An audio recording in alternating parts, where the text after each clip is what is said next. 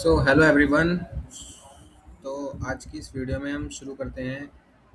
जानेंगे एआई के बारे में कि एआई क्यों है, कैसे काम करता है, क्यों बनाया था, किसने बनाया था, सब कुछ।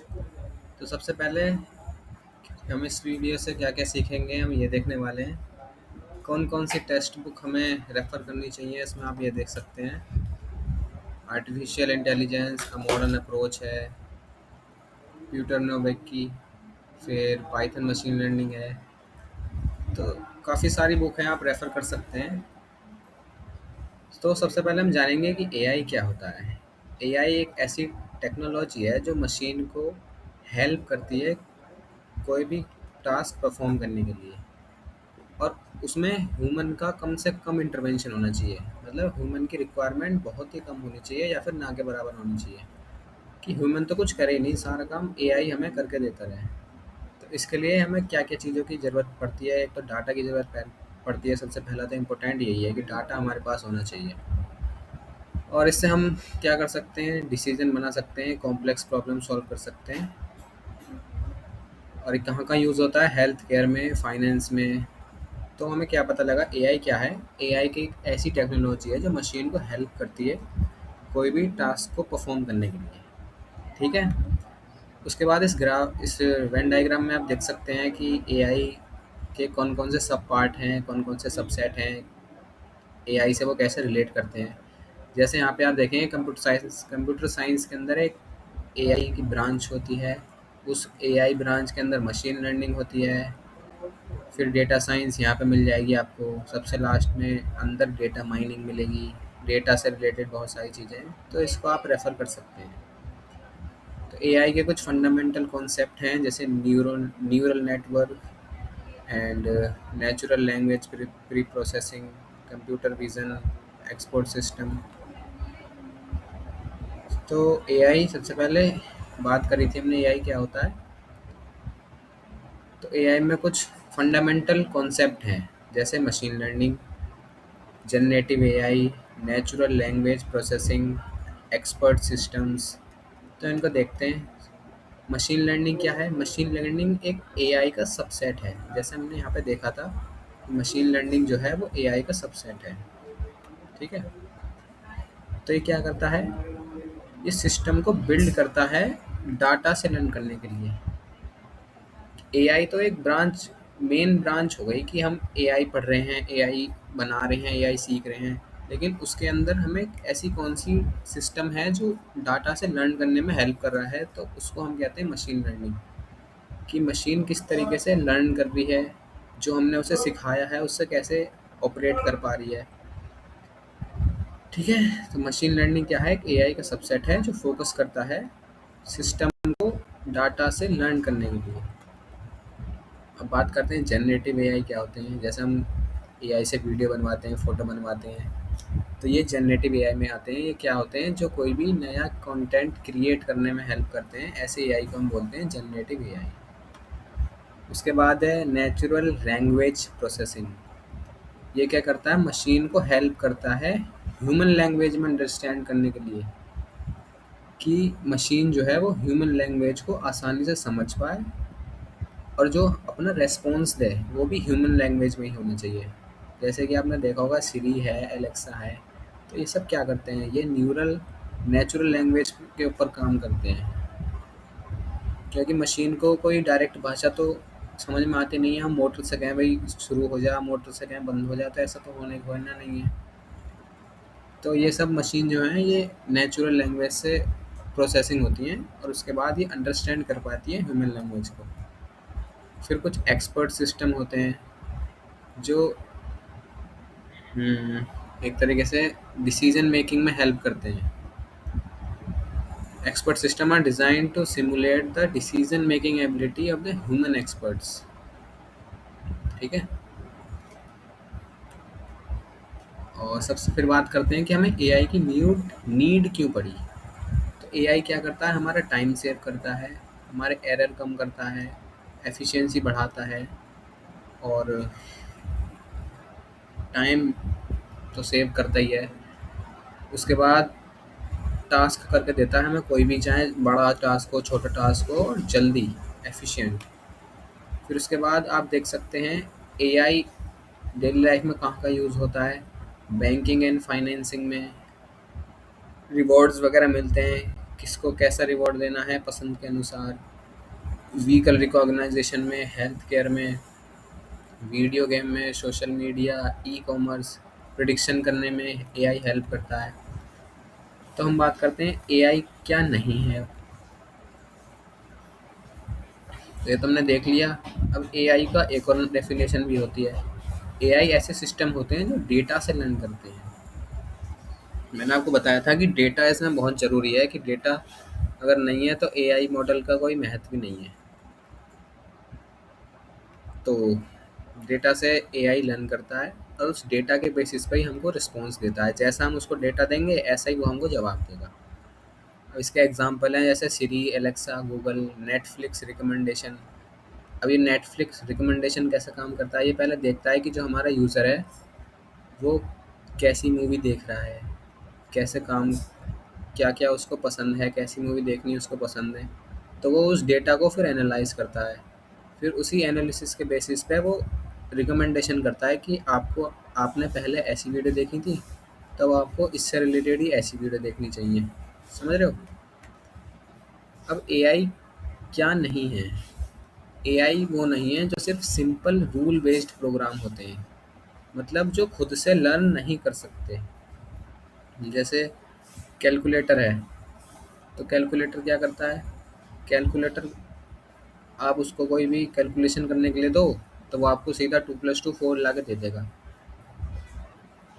आप कितनी भी बार उसमें 2+2 टाइप करो, वो हमेशा आपको 4 ही देगा रिजल्ट में। लेकिन एआई में ऐसा नहीं है। एआई में आप उसको डेटा में एक बार फीड कर दोगे ना कि 2+2 होते हैं 6, तो वो फिर आपको रिजल्ट जो है वो 2+2 6 ही देगा आपको बाद में। तो एआई और सिंपल रूल बेस्ड में ये अंतर है। कैलकुलेटर ये सब जो है इफ एल्स कंडीशन पे होते हैं कि 2+2 4 होना चाहिए। अगर 4 में +1 हो रहा है तो 2+5 7 होना चाहिए, ऐसे करके। और ये कुछ भी लर्निंग नहीं होती है। एआई जो होते हैं वो अपने आप लर्न करते हैं चीज़ें। जैसे अभी हम पढ़ेंगे रीइंफोर्समेंट लर्निंग, उसमें क्या होता है, जो भी आउटपुट में हम उसको फीडबैक देते हैं उससे वो लर्न करता है। लेकिन कैलकुलेटर वगैरह ये सब ऐसे लर्न नहीं करते, ये सिर्फ सिंपल रूल बेस्ड काम करेंगे। जितना इनको काम दिया गया है उतना करेंगे। अगर तुम्हें करवाना है तो करवाओ, वरना मत करवाओ। जैसे हमारी वॉशिंग मशीन हो गई, ट्रैफिक लाइट हो गई। ट्रैफिक लाइट क्या है, बस 60 सेकंड के लिए रेड जलेगी, उसके बाद ग्रीन चलेगी।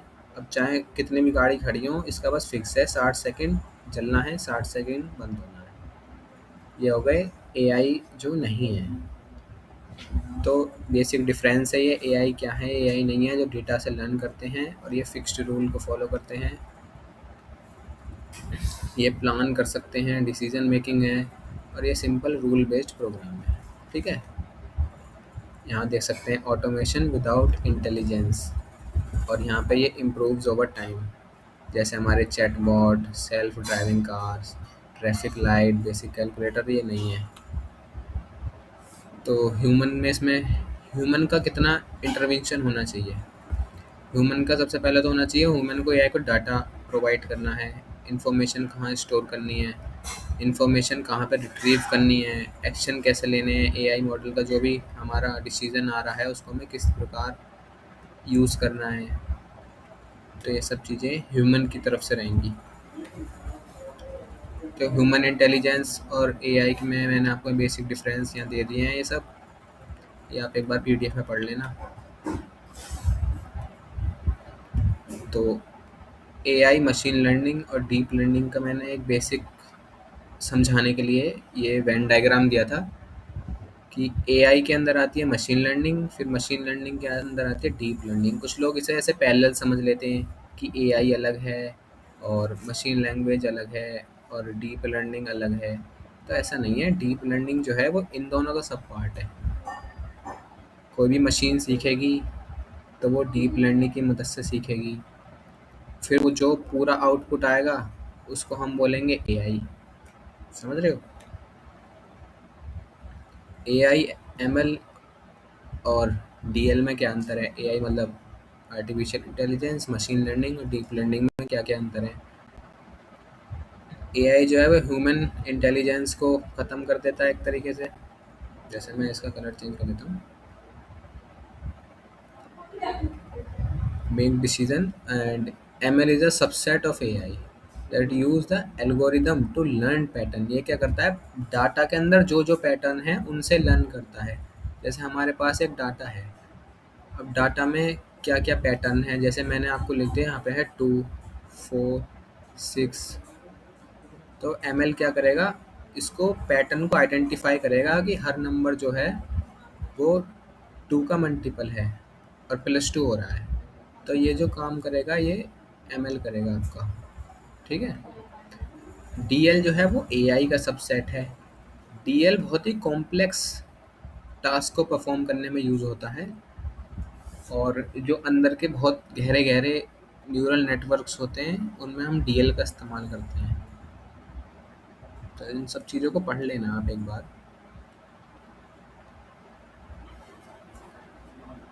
एआई अब काम कैसे करता है? तो सबसे पहले हम एआई में जो करते हैं वो डेटा का कलेक्शन करते हैं। डेटा का कलेक्शन किस प्रकार, किसी भी प्रकार हो सकता है, जैसे सेंसर्स की मदद से डेटा का कलेक्शन हो सकता है, या हम मैनुअल रीडिंग कर सकते हैं किसी भी तरीके की। टेक्स्ट, हमने टेक्स्ट की फॉर्म में डेटा को फीड करा है सिस्टम में।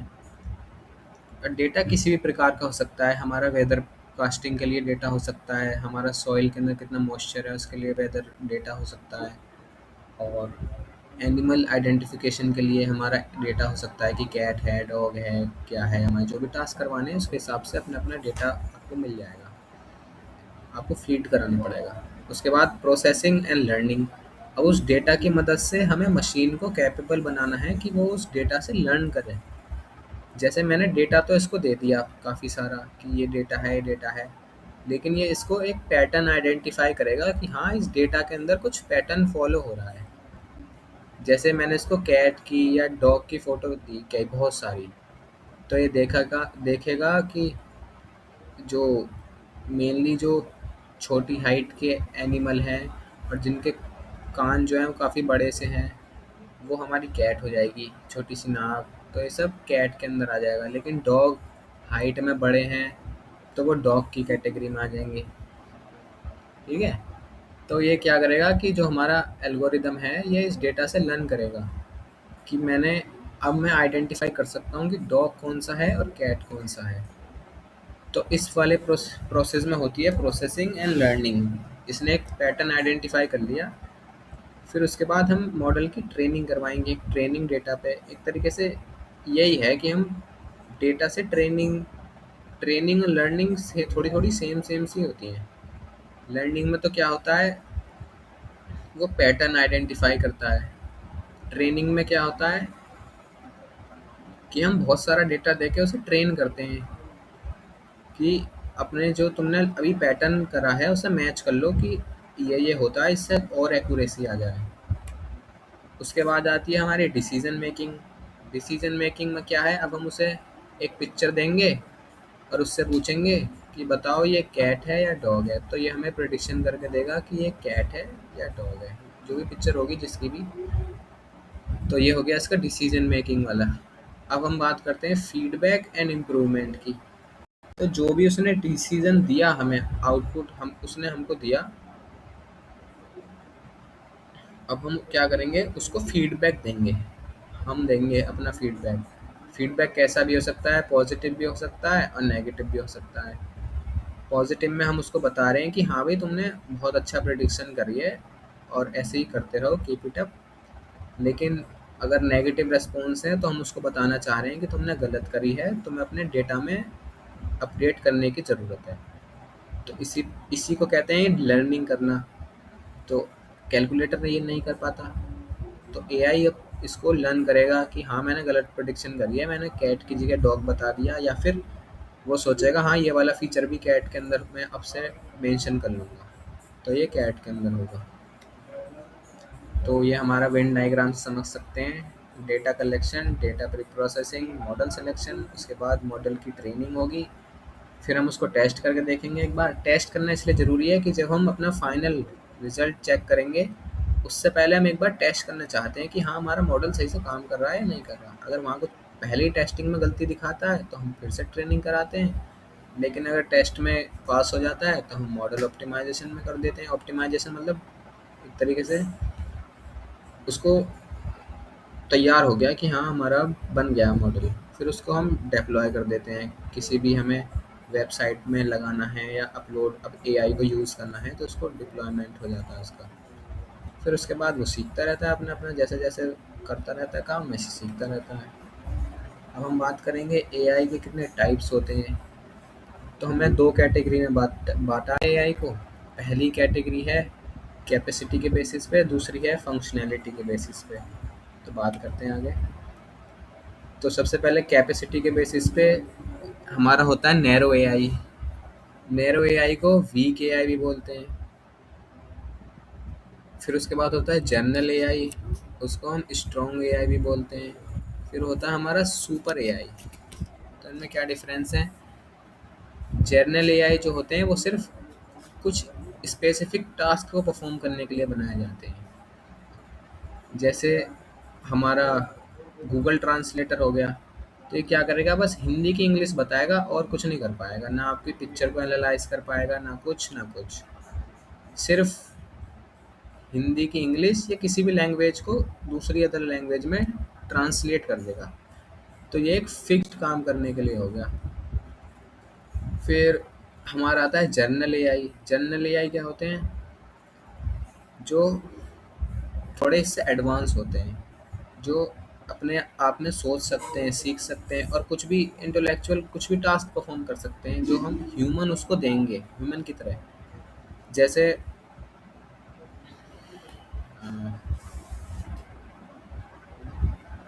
जैसे किसी को एआई है, उसको बाइक चलानी है, तो वो क्या करेगा? वो पहले देखेगा हाँ बाइक है, फिर वो सोचेगा हाँ मुझे बाइक चलानी है, किक मारने अपने आप चला जाएगा।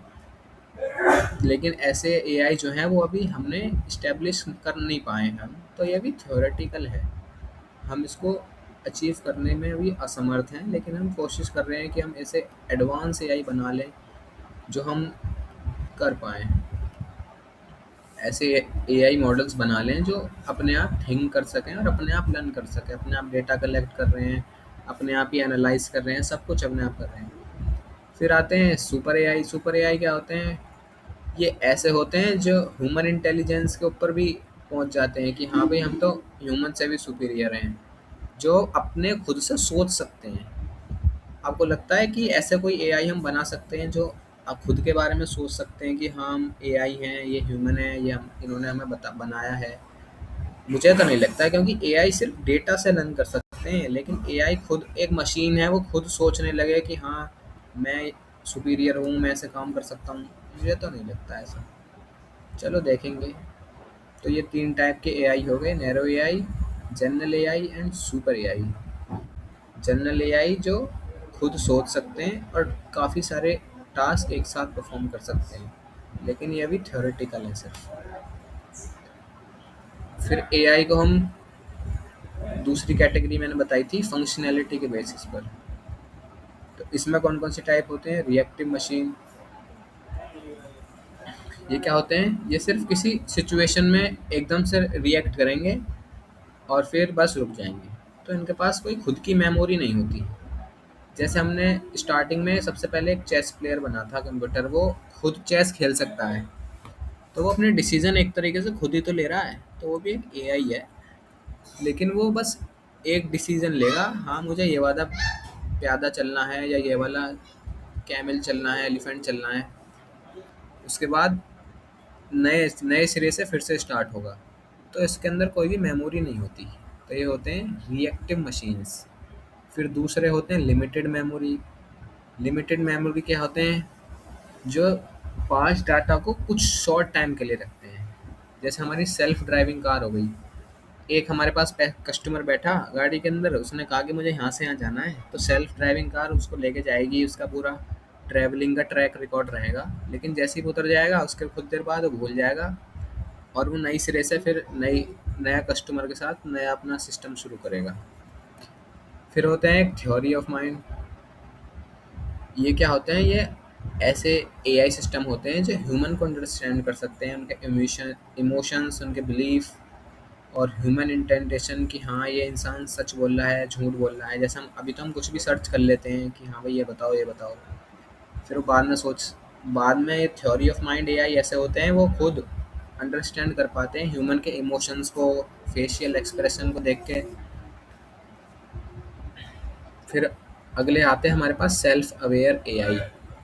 ये एआई की बहुत ही एडवांस स्टेज होती है, जिसमें क्या होते हैं, एआई अपने आप में इतने कैपेबल होते हैं कि वो अंडरस्टैंड कर सकें कि हाँ हम एआई हैं और हम सुपीरियर बन सकते हैं ह्यूमन से, ह्यूमन के ऊपर हम कंट्रोल कर सकते हैं। तो ये एकदम पूरी तरीके से हाइपोथेटिकल लगता है। खैर देखेंगे जो भी होगा। फिर हम बात करते हैं एआई मॉडल्स क्या होते हैं।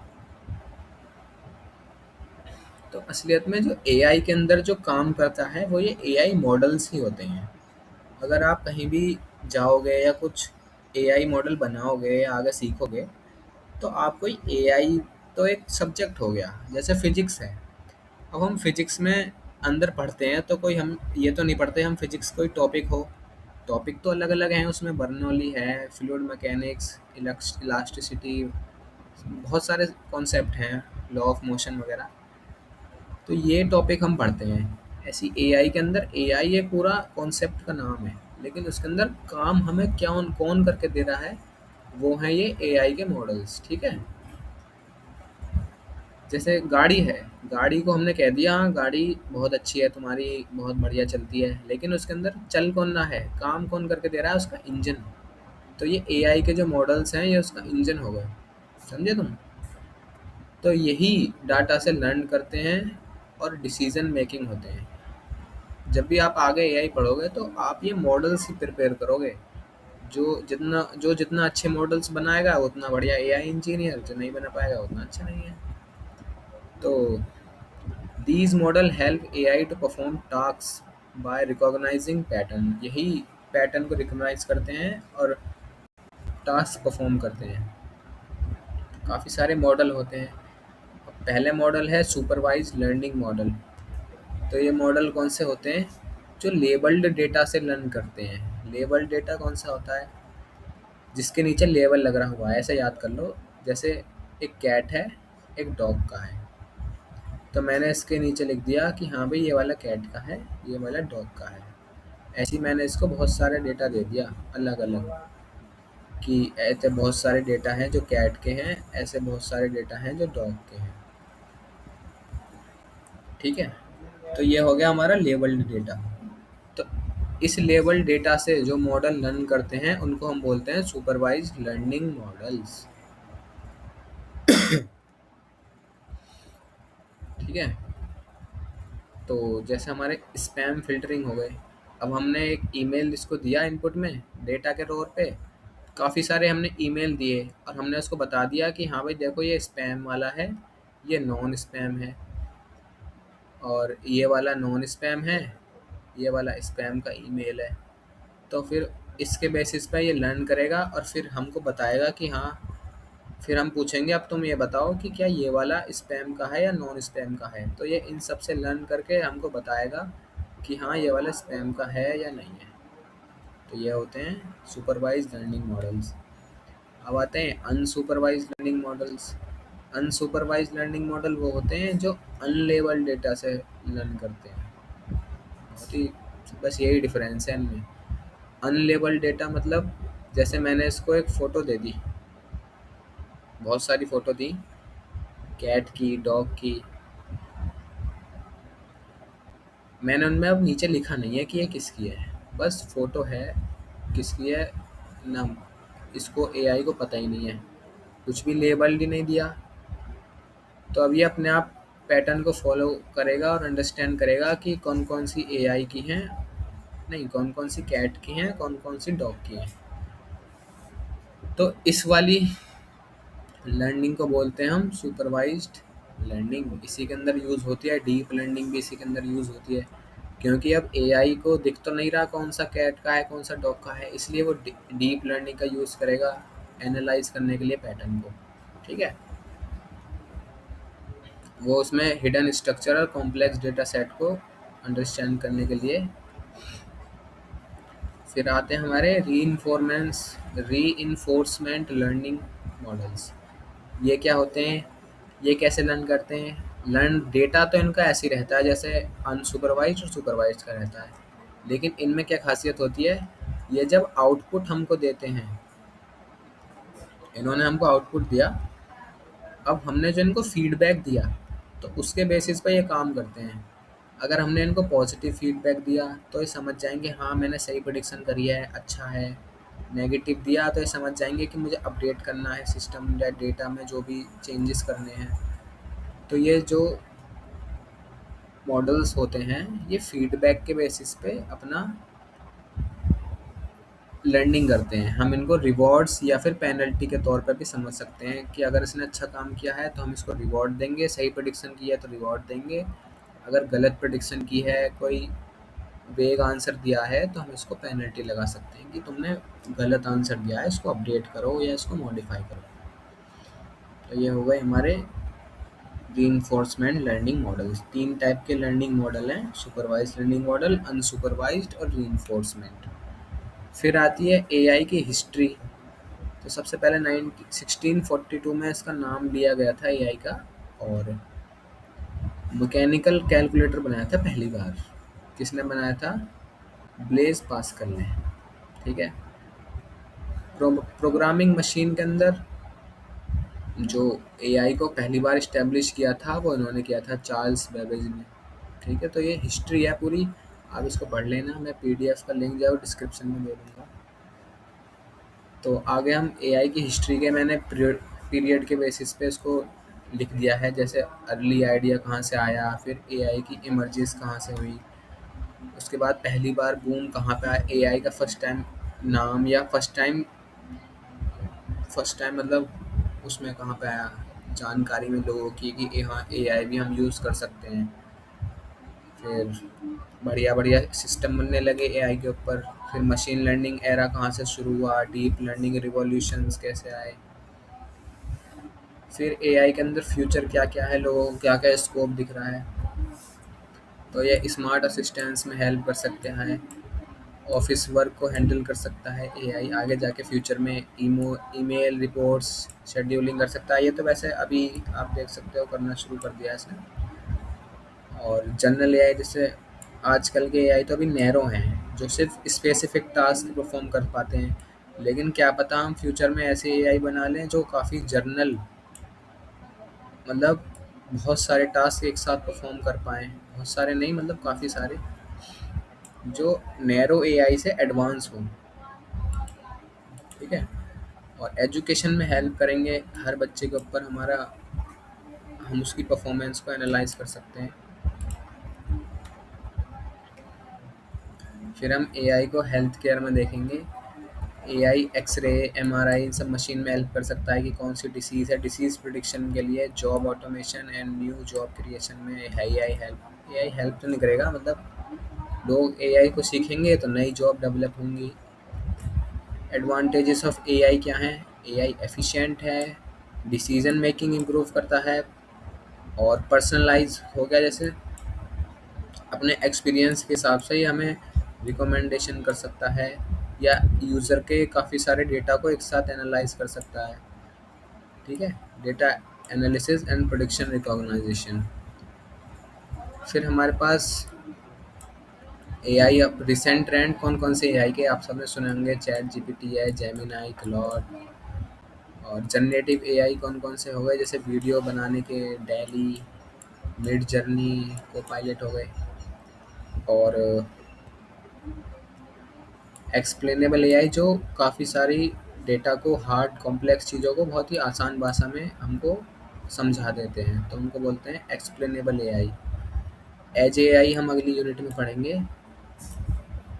आगे चलते हैं, एआई के अंदर करियर कौन कौन से हैं, तो आप देख सकते हैं एआई इंजीनियर है, एमएल इंजीनियर है, डेटा साइंस है। डेटा साइंटिस्ट क्या करते हैं?